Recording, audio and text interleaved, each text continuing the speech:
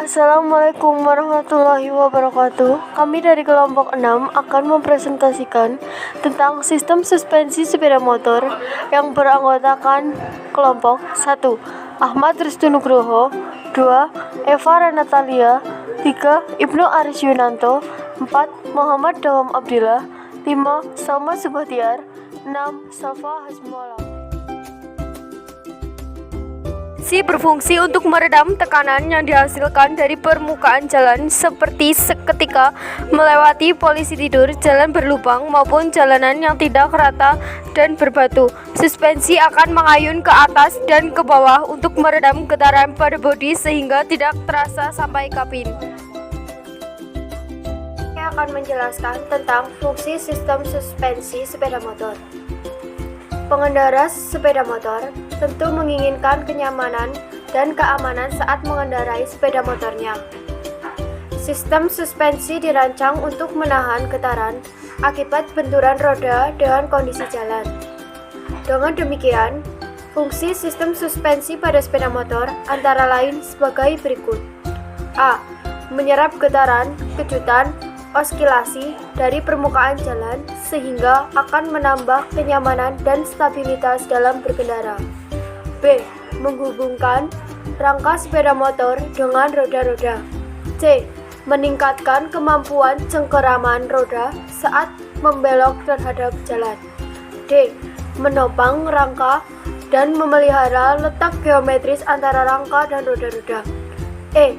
Memindahkan gaya pengereman dan gaya kerangka melalui gesekan antara jalan dengan roda-roda. Kami akan menjelaskan tentang prinsip kerja suspensi sepeda motor. Komponen utama sistem suspensi adalah peredam kejut itu sendiri atau biasa disebut dengan shock breaker. Pada dasarnya, komponen ini terdiri dari dua komponen utama yaitu pegas dan tabung peredam kejut. Perhatikan grafik yang terdapat pada gambar berikut. Grafik pertama, A. Menunjukkan jumlah gerakan naik turun peredam kejut pada periode waktu tertentu, di mana jumlahnya cukup banyak. Grafik merupakan gambaran dari peredam kejut yang hanya menggunakan pegas saja. Pada grafik kedua, B. Jumlah gerakan peredam kejut terlihat lebih sedikit yang ditandai dengan lebih sedikitnya jumlah bukit dan lembah serta garis grafik yang melandai. Hal ini dapat terjadi karena peredam kejutnya tidak hanya terdiri dari pegas saja, tetapi juga ditambahkan mekanisme khusus peredam gaya osilasi pegas. Gambar berikut ini menunjukkan sebuah pegas yang diberi beban, kemudian beban diayunkan ke bawah sehingga pegas bergerak naik turun sebagai reaksi atas pembebanan tersebut. Pegas akan terus bergerak selama masih ada gaya osilasi yang bekerja. Bila pegas kita beri beban ke bawah secara tiba-tiba, kemudian saat pegas bergerak naik turun, kita masukkan bebannya ke dalam gelas yang berisi air. Gerakan naik turun pegas akan lebih cepat berhenti. Air yang berada dalam gelas berperan sebagai penghambat atau peredam gerakan pegas sehingga pegas lebih cepat berhenti bergerak naik turun. Dan pada gambar berikut, saat roda melalui jalan yang bergelombang atau tidak rata, pegas akan menerima gaya tekan dan roda yang bergerak naik ke atas dan pegas akan menyimpan energi. Selanjutnya, pegas akan melepaskan energi yang diserap sehingga pegas akan memanjang kembali. Peristiwa memendaknya pegas akibat mendapatkan gaya tekan dari roda disebut kompresi dan saat memanjang kembali disebut rebound. Mengenali jenis-jenis peredam kejut atau shock absorber sepeda motor. 1. Berdasarkan gaya redamnya, peredam kejut dapat dibedakan menjadi 2. A. Peredam kejut jenis single action. Konstruksi peredam kejut jenis single action dapat dilihat pada gambar berikut. Terlihat, pada torak terdapat dua jenis lubang yang diameternya berbeda.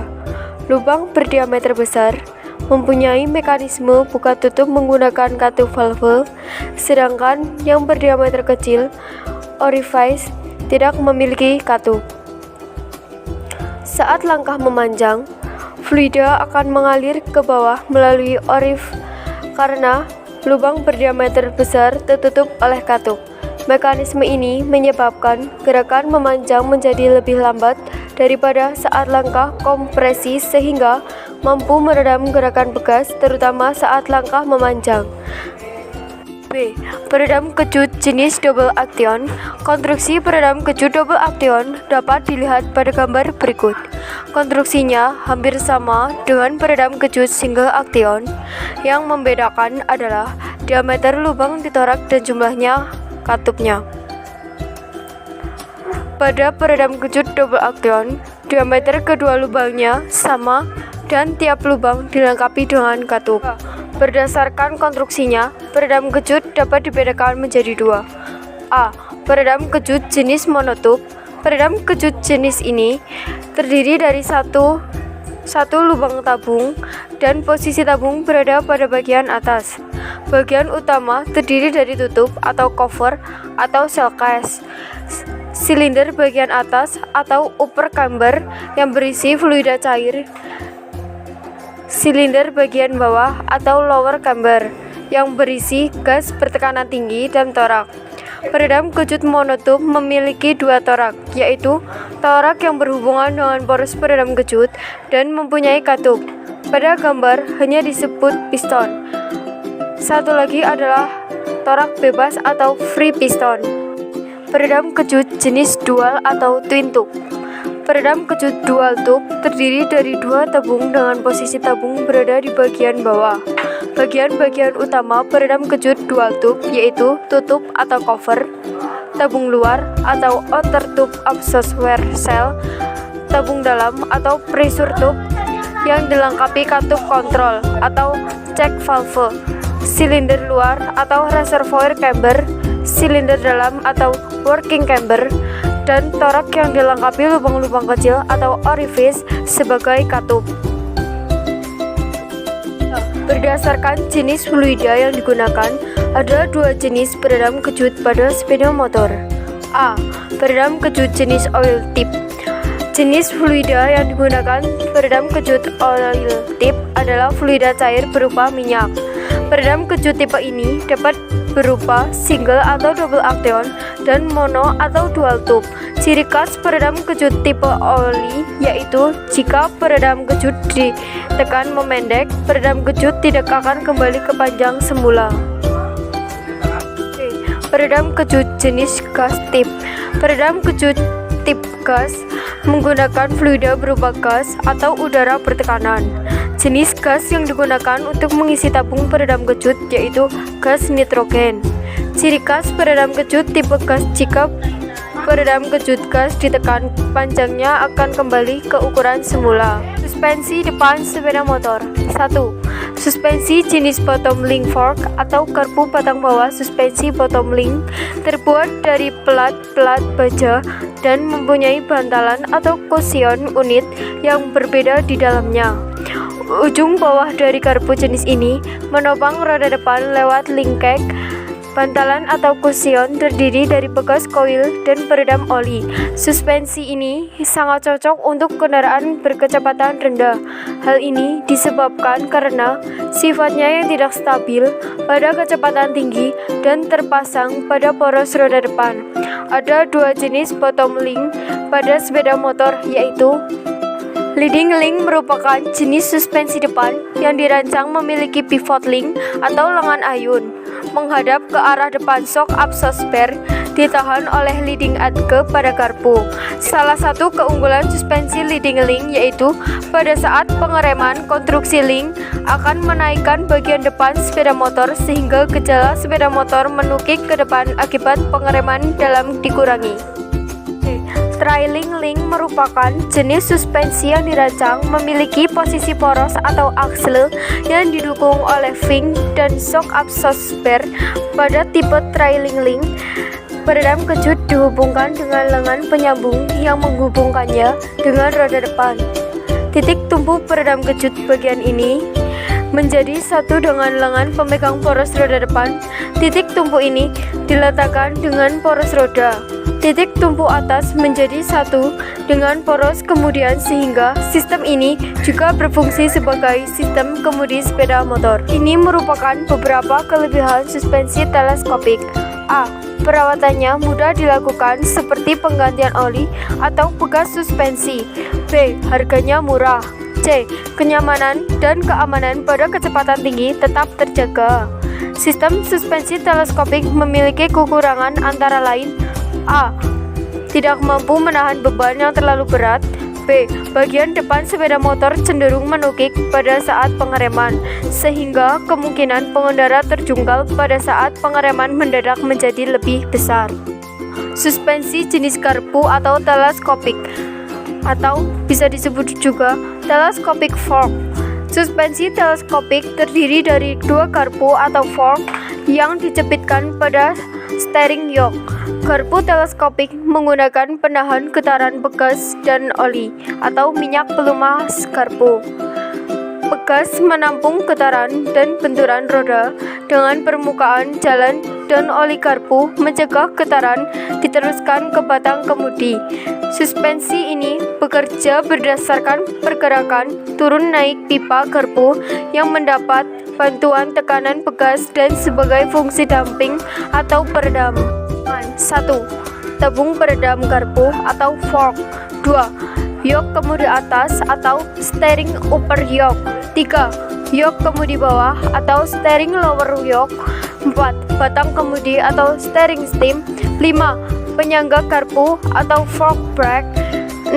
Poros roda atau wheel axle. Suspensi teleskopik terdiri dari beberapa komponen yaitu bekas atau fork spring, tabung dalam atau inner fork tube, lubang-lubang kecil atau rib bone and compression orifice, katup pengatur atau check valve, dan komponen lainnya. Berdasarkan cara kerjanya, terdapat dua macam suspensi teleskopik yaitu damping rod dan cart trigger.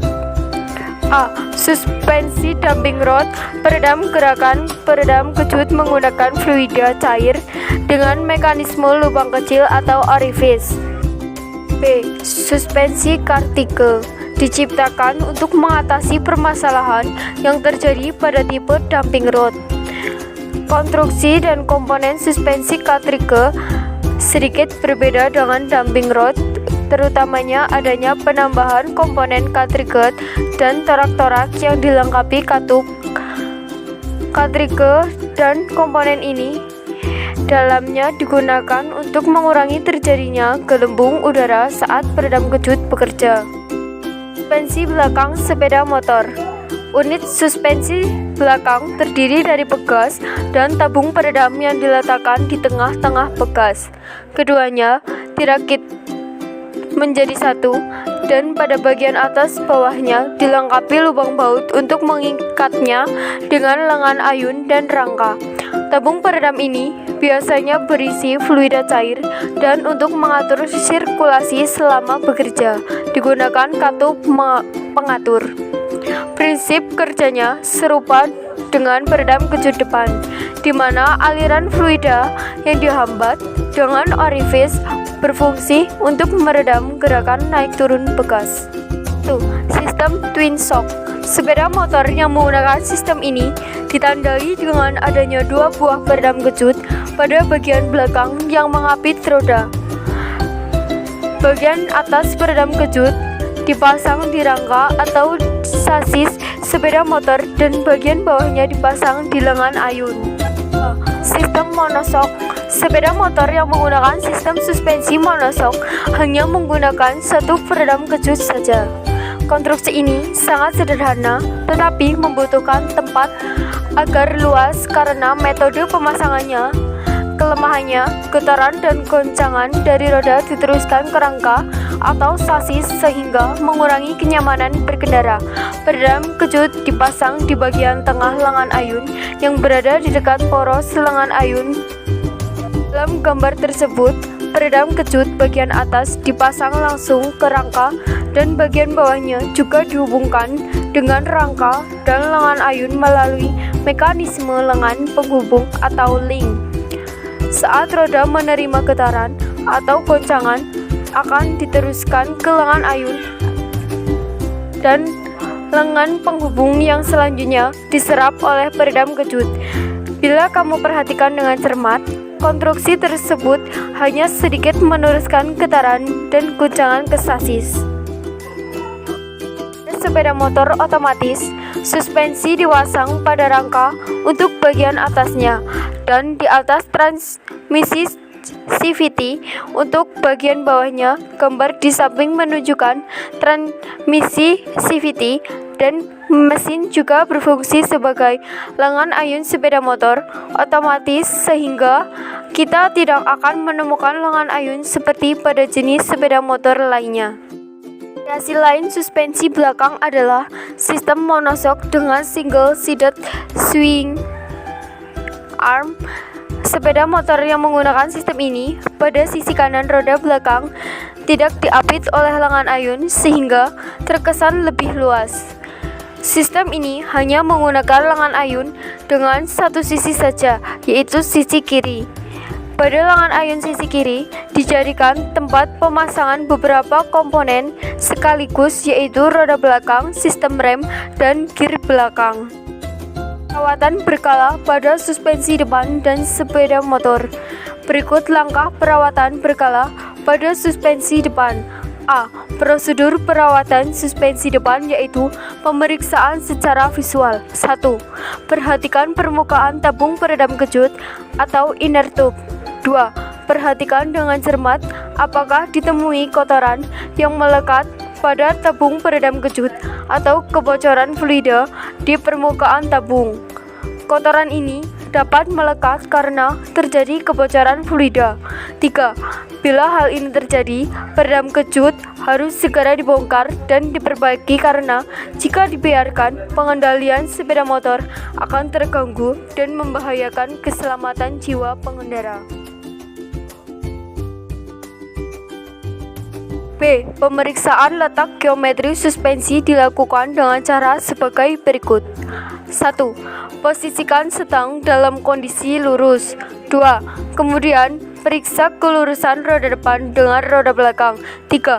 Apabila roda depan tidak lurus dengan roda belakang, periksa suspensi depan apakah bengkok atau tidak. 4. Jika suspensi depan bengkok, harus diperbaiki dengan meluruskannya kembali. Suspensi yang bengkok dapat mempengaruhi pengendalian sepeda motor. Meskipun masih dapat diperbaiki, hasilnya tidak akan sanggup mengembalikan kondisi seperti semula. Pemeriksaan kerja peredam kejut depan dilakukan dengan cara sebagai berikut. 1. Tekan bagian depan sepeda motor beberapa kali sambil menekan tuas rem depan. 2. Gerakan peredam kejut harus lembut dan lancar serta setelah ditekan pegas harus kembali ke posisi semula dengan sedikit tahanan. 3.